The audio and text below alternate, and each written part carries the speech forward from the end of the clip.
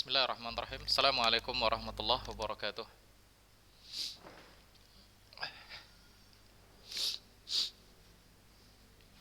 Innal hamdalillah nahmaduhu wa nasta'inuhu wa nastaghfiruh wa na'udzu billahi min syururi anfusina wa sayyiati a'malina. Man yahdihillahu fala mudhillalah wa man yudlil fala hadiyalah. Asyhadu an la ilaha illallah wahdahu la syarikalah wa asyhadu anna Muhammadan abduhu wa rasuluh. Faqala jalla wa ala ya ayyuhalladzina amanu taqullaha haqqa tuqatih wa la tamutunna illa wa antum muslimun. Ya ayuhan nasu taqu rabbakum alladzi khalaqakum min nafsin wahidah wa khalaqa minha zawjaha wa batha minhuma rijalan katsiran wa nisaa'a wattaqullaha alladzi tasaaluna bihi wal arham innallaha kana 'alaikum raqiba.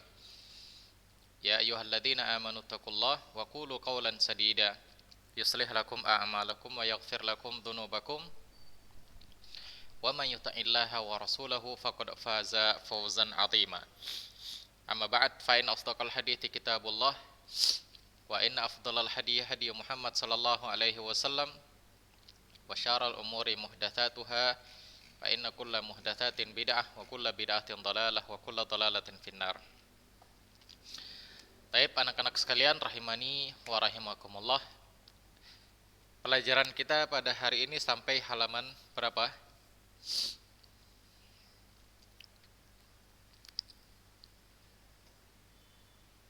Kemarin terakhir sampai mana?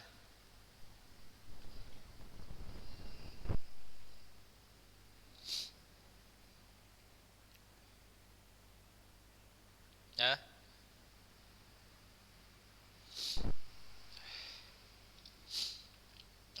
Kemarin terakhir sampai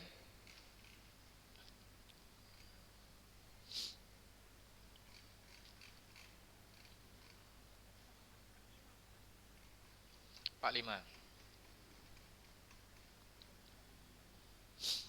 Oke, taib. Al-hikmah min irsalir rusul. Ya. Coba buka bukunya halaman 46. Al-hikmah min irsalir rusul. Hikmah diutusnya rasul. Apa saja hikmah diutusnya rasul? Yang pertama, arsalallahu ar-rusula li ta'rifin nasi bi ma'budihimul haq wa li da'watihim ila ibadatillahi wahdah la syarikalah. Yang pertama, hikmahnya adalah Allah utus rasul untuk agar manusia tahu siapa yang dia sembah. Ini hikmah pertama. Agar manusia tahu siapa yang dia sembah. Dan untuk mendakwahkan mereka agar mereka menyembah Allah saja. Ini hikmah yang pertama diutusnya Rasul. Wa arsalallahu rusala liiqamatid din wa nahyi anit tafarruq fihi. Allah utus Rasul untuk menegakkan agama dan untuk mencegah terjadinya perpecahan, perselisihan. Nah, kalau ada orang yang menyembah selain Allah, sudah pasti akan berpecah. Kalau ada orang yang menyembah selain Allah Subhanahu wa ta'ala, sudah pasti akan berpecah.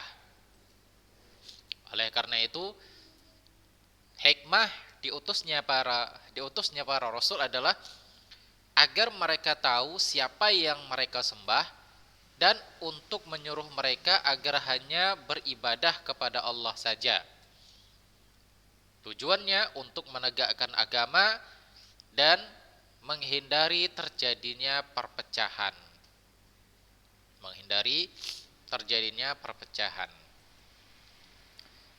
Dalilnya surah Asy-Syura ayat 13. Allah Subhanahu wa taala mengatakan, "Syara'a lakum minad din ma wassa bihi Nuhan walladzi auhayna ilaika wa ma wassayna bihi Ibrahim wa Musa wa Isa an aqimuddin wa la tatafarraqu fihi. Allah Subhanahu wa taala mensyariatkan kepada kalian dari agama ini. Dia wasiat sebagaimana yang dia wasiatkan kepada Musa dan yang dia wahyukan kepada engkau, dan yang dia wasiatkan kepada Ibrahim, Musa, Isa. Apa itu? Agar mereka menegakkan agama dan jangan berpecah belah. Oleh karena itu, setiap orang yang menyembah selain Allah pastilah berpecah belah. Pastilah berpecah belah. Coba perhatikan aja. Kita muslim, nyembah Allah Subhanahu wa taala. Ada orang Cina, mereka nyembah Buddha. Sudah pasti akan pecah. Sudah pasti nggak akan satu. Nah, ini dia. Yang kedua, arsalallahu rusula litabsyir wal indar. Hikmah yang kedua adalah untuk memberikan kabar gembira dan memberikan kabar peringatan.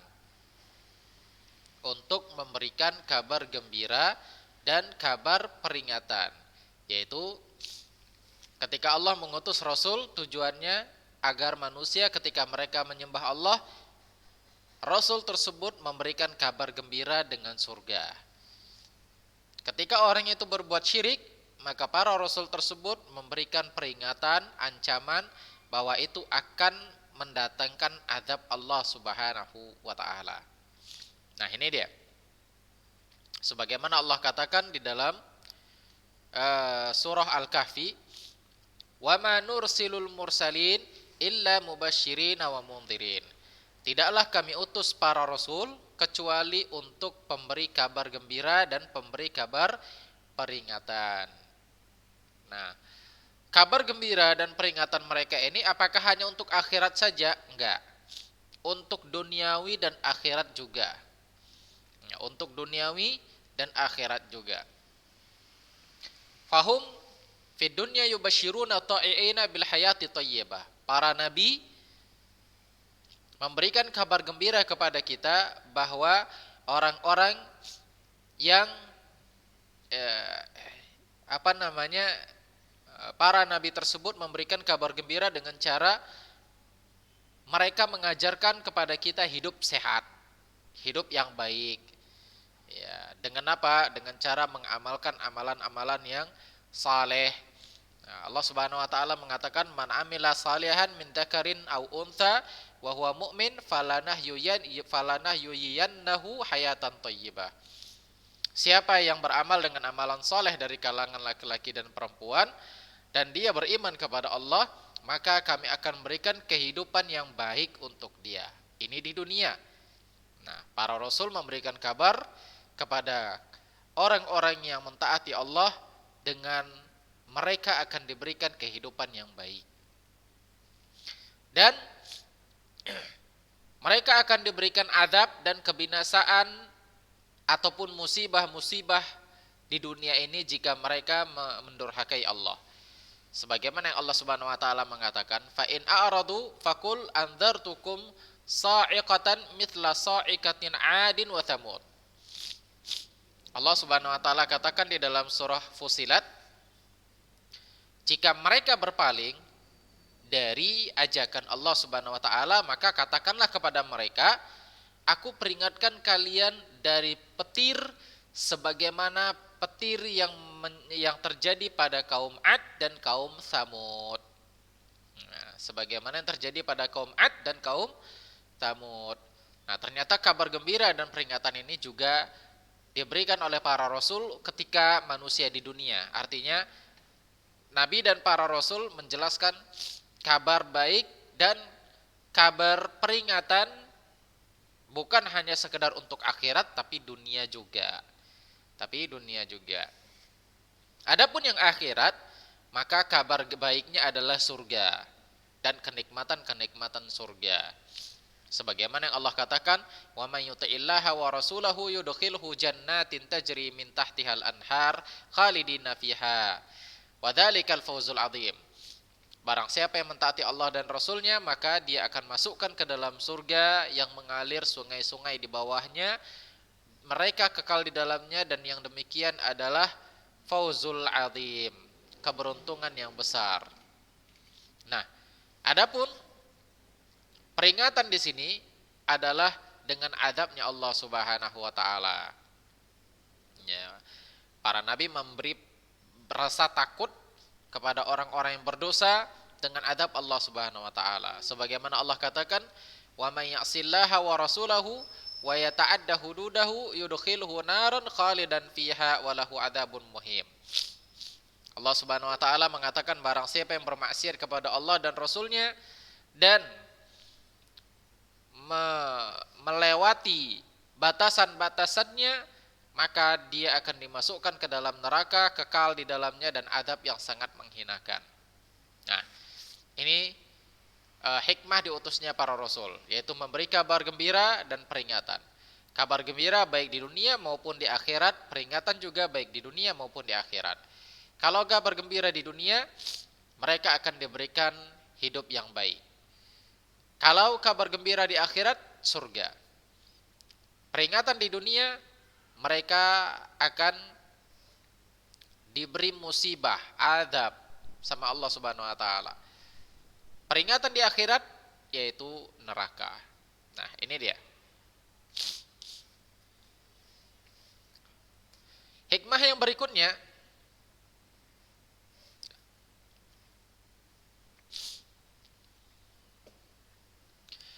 arsalallahu rusula li'ita'il uswatil hasanah linnas fis sulukil qawim wal akhlaqil fadilah wal ibadatis sahihah. Hikmah yang berikutnya adalah agar para nabi dan para rasul itu sebagai suri tauladan yang baik dalam akhlak-akhlak mereka, agar manusia mencontoh mereka dalam akhlak mereka, dalam beribadah kepada mereka dengan ibadah yang benar. Nah, ini hikmah diutusnya para rasul. Hikmah diutusnya para rasul. Jadi ada berapa tadi hikmah diutusnya para rasul? Ada 3 atau ada 4? Yang pertama,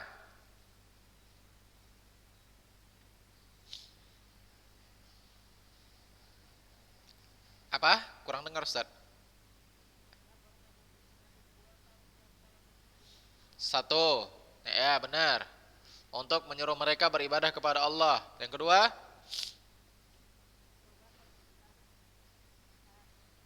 itu kelanjutan dari yang pertama.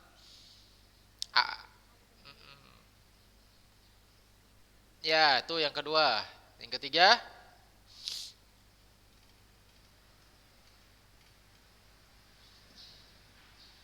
untuk menjadi suri tauladan pada akhlak mereka dan cara beribadah mereka yang benar. Nah, itu dia hikmah diutusnya para rasul. Baik, kita lanjut yang berikutnya. Beriman kepada Nabi Muhammad dengan bentuk keimanan bahwa dia adalah seorang nabi dan seorang rasul. Al-imanu bi Muhammad sallallahu alaihi wasallam nabiyan wa rasulan. Kita sudah tahu beda nabi sama rasul. Maka di sini pembahasannya beriman bahwa Muhammad itu adalah seorang nabi dan juga sekaligus seorang rasul. Bagaimana bentuk keimanan kita kepada Nabi Muhammad sallallahu alaihi wasallam bahwa dia seorang nabi dan dia seorang rasul? Yang pertama, nu'min bi anna Muhammad sallallahu alaihi wasallam huwa Abdullah wa rasuluh. Annahu sayyidul awwalin wal akhirin. Huwa khatimul anbiya fala nabiyya ba'dah. Wa qad balagha risalah wa addal amanah wa nasahal ummah wa jahada fillahi haqqa jihadih. Yang pertama, bentuk keimanan kita bahwa Nabi Muhammad adalah nabi dan rasul. Pertama, kita yakini bahwa dia hamba Allah sekaligus dia Rasulullah. dia panutan, penghulu atau tokoh dari manusia pertama sampai manusia terakhir. Dari manusia pertama sampai manusia terakhir.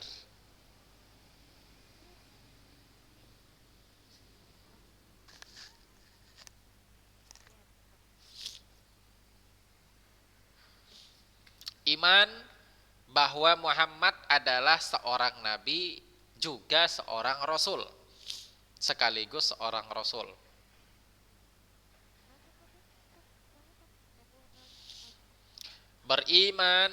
Beriman bahwa Muhammad adalah seorang nabi dan juga seorang rasul.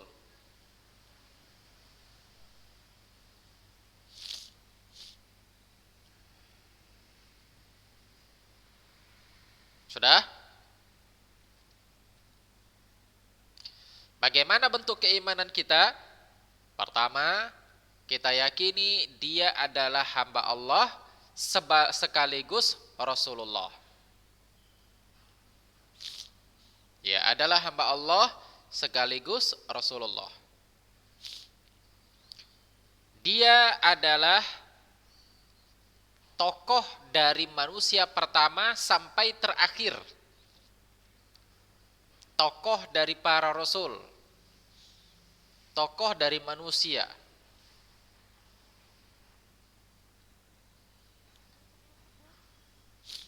Itu masih nomor satu sebenarnya. Masih nomor satu.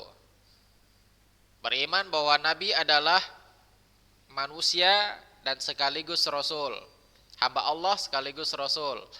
Dia adalah tokoh orang pertama dan orang terakhir. Adik siapa tuh? Kita lanjut. Dia adalah, ini masih yang pertama ya. Dia adalah nabi penutup. Dia adalah nabi penutup. Tidak ada nabi setelah beliau.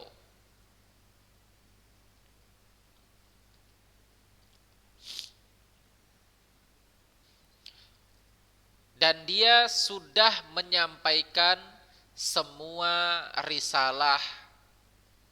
Dia sudah menyampaikan semua risalah.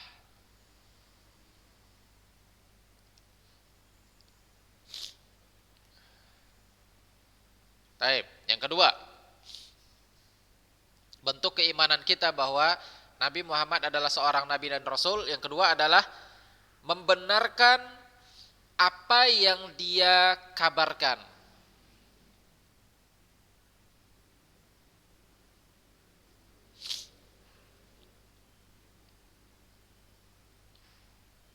Membenarkan apa yang dia kabarkan.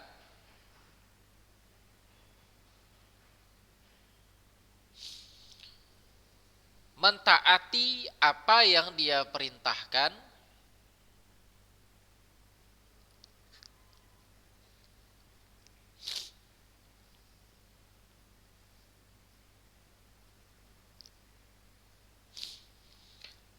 Menjauhi apa yang dia larang. Ini masih yang kedua.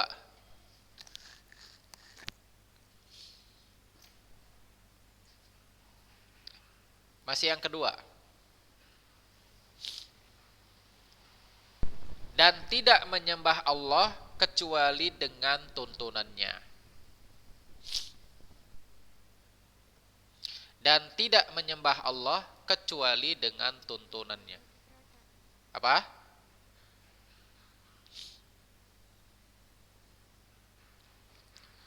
Dan tidak menyembah Allah kecuali dengan tuntunannya. Baik, yang ketiga.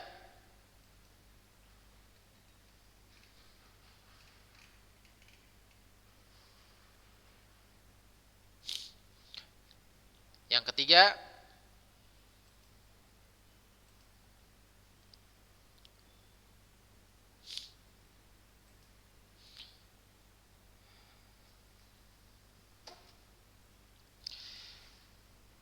mencintai beliau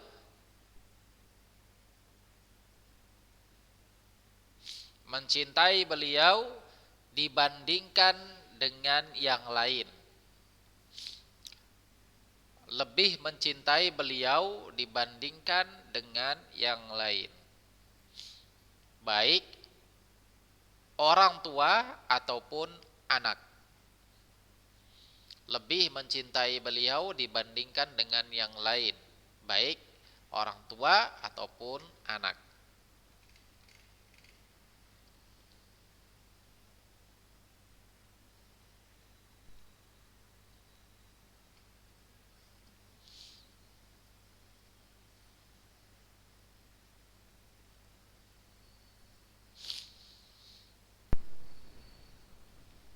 Baik. Yang berikutnya,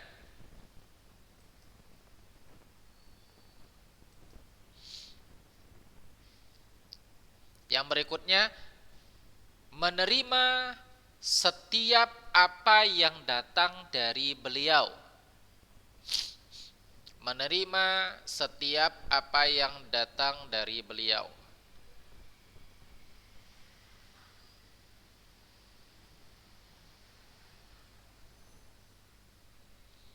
Nomor berapa ini?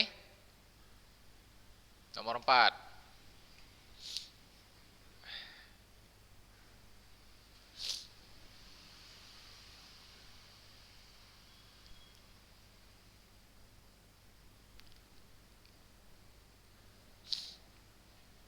Taib. Yang terakhir, nomor 5. Memperingatkan apa saja yang menyelisihi perintah beliau. Memperingatkan apa saja yang menyelisihi perintah beliau.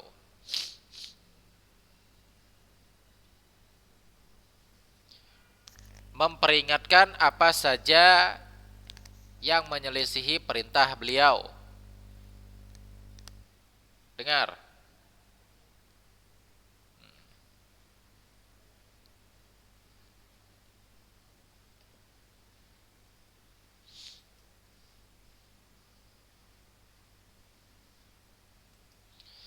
Baik. Berarti bentuk keimanan kita kepada Nabi Muhammad SAW tadi yang pertama apa?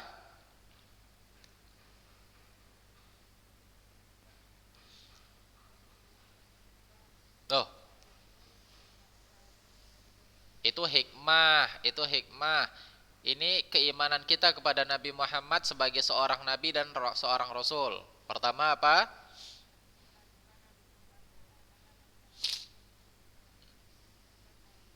Ya. Yang kedua?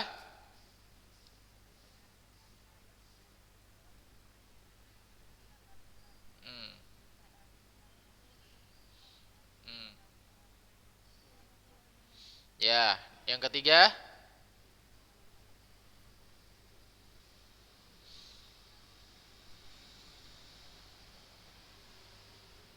Ya. Nomor 4?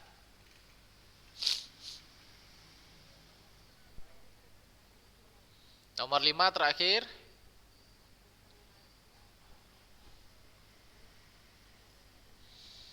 Masya Allah, mumtaz. Taib, pelajaran kita sampai di sini. Insya Allah akan kita lanjutkan di pertemuan berikutnya, Khosaisul Risalah Muhammadiyah, yaitu keistimewaan risalah Nabi Muhammad sallallahu alaihi wasallam. Taib, kita cukupkan, mudah-mudahan ada manfaatnya. Aku lu qouli hadza wa astaghfirullah li wa lakum wa lisairil muslimin innahu huwal ghafurur rahim. Assalamualaikum warahmatullahi wabarakatuh.